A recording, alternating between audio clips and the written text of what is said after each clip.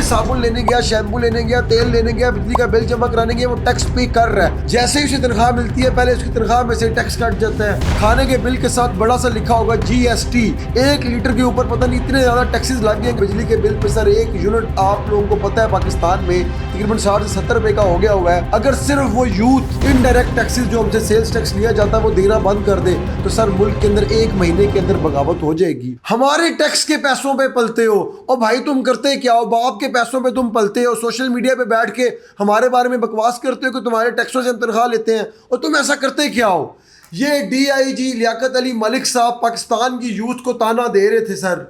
कल उन्होंने पूरे पाकिस्तान को एक साथ एक पंजाबी प्रोग्राम के अंदर बैठ के ये ताना दे दिया है, अगर आप पाकिस्तानी मुझे इजाज़त दें, आप पाकिस्तानी यूथ मुझे इजाज़त दे तो मैं आप लोगों की तरफ से DIG लियाकत अली मलिक साहब को जवाब देना चाहूँगा। लियाकत अली मलिक साहब, अगर पाकिस्तान का कुल बजट 18 ट्रिलियन है तो उसमें से 13 ट्रिलियन जो है डायरेक्ट सेल्स टैक्स से आम पाकिस्तानियों से इकट्ठा किया जाता है। इसकी एग्जाम्पल मैं आपको आसान अल्फाज में समझा देता हूँ क्योंकि मुश्किल बातें मेरा ख्याल है कि आपकी समझ में नहीं आती।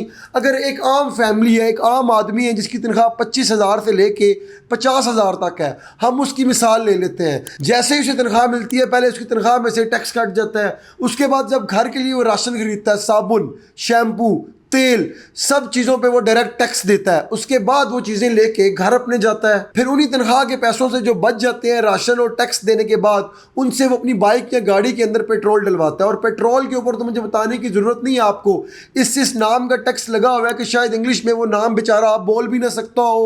1 लीटर के ऊपर पता नहीं इतने ज़्यादा टैक्सेस लग गए हैं कि सर मैं इस प्रोग्राम में बताने आपको बैठ गया तो कम अज़ कम 3 या 4 मिनट वो सिर्फ टैक्सेस ही ले जाएंगे। इसके बाद जो पैसे बच जाते हैं वो बिजली का बिल घर का पे करता है, और बिजली के बिल पे सर 1 यूनिट आप लोगों को पता है पाकिस्तान में तकरीबन 60 से 70 रुपए का हो गया हुआ है।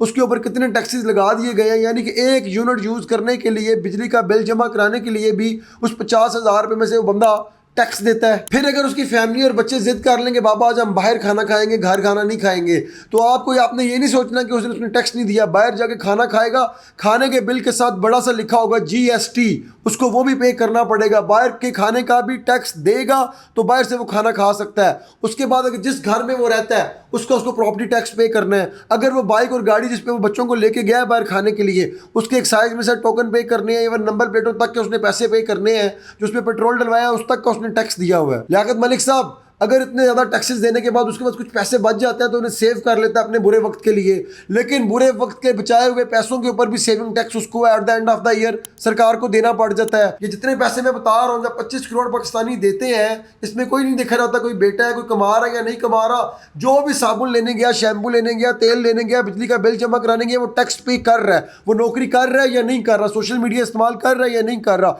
टैक्स सब ने दे दिया सर। अच्छा, जब वो सारे पैसे दे देते हैं, जब वो 13 ट्रिलियन सरकार के पास जमा जाता है तो सरकार उस 13 ट्रिलियन से निज़ाम हुकूमत चलाती है।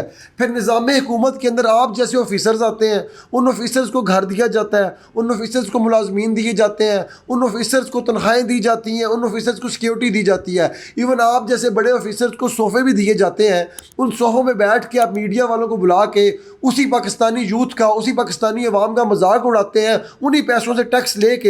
हालांकि आप उसी घर में बैठे हुए हैं, उसी सोफ़े में बैठे हुए हैं जो हमारे पैसों से आपको दिया गया था। लियाकत मलिक साहब, हम समझते हैं कि आपने CSS क्लियर नहीं किया हुआ, आप आर्मी के कोटे से आए, आप इकॉनमी को इतना डीपली नहीं समझते, इसलिए आपके मुंह से इंटरव्यू के दौरान ये बात निकल गई। और दूसरा, आप मीडिया हैंडलिंग स्ट्रेटजी भी नहीं समझते, आपको नहीं पता कहाँ पे क्या बोलना है। पर्सनल ख्यालात को आपने मीडिया के सामने इतनी आसानी से नहीं आने देना होता, इसलिए आपको तनकीद का सामना भी करना पड़ गया, वो अंडरस्टैंड। लेकिन मैं आपको आज एक बात बता दूँ, जिस यूथ पे आपने तनकीद की है कि बाप के पैसों पे बैठे हो, तुम करते क्या हो, सर मैं बता दूँ पाकिस्तान में 50% से ज़्यादा यूथ पाई जाती है। अगर सिर्फ वो यूथ इनडायरेक्ट टैक्सेस जो हमसे सेल्स टैक्स लिया जाता है वो देना बंद कर दे तो सर मुल्क के अंदर 1 महीने के अंदर बगावत हो जाएगी।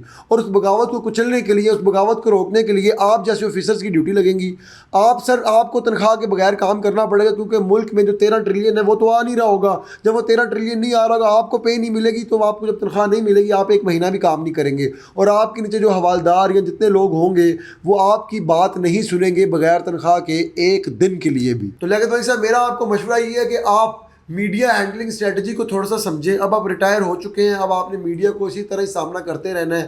آپ کے پہلے بیان کی وجہ سے آپ کو پوری یوتھ نے, پورے پاکستان نے تنقید کا نشانہ بنایا ہے. یہ کسی خاص پارٹی کی میں بات نہیں کر رہا, کسی خاص طبقے کی میں بات نہیں کر رہا, آپ نے اوور آل پورے پاکستان کو ٹارگٹ کیا ہے. کائنڈلی ہمارا جو چینل ہے اس کو لازمی سبسکرائب کر دیں تاکہ آپ کو ہماری آنے والی اس طرح کی ساری ویڈیوز ملتی رہیں, اور بیل آئیکن دوبارہ مت بھولیے گا.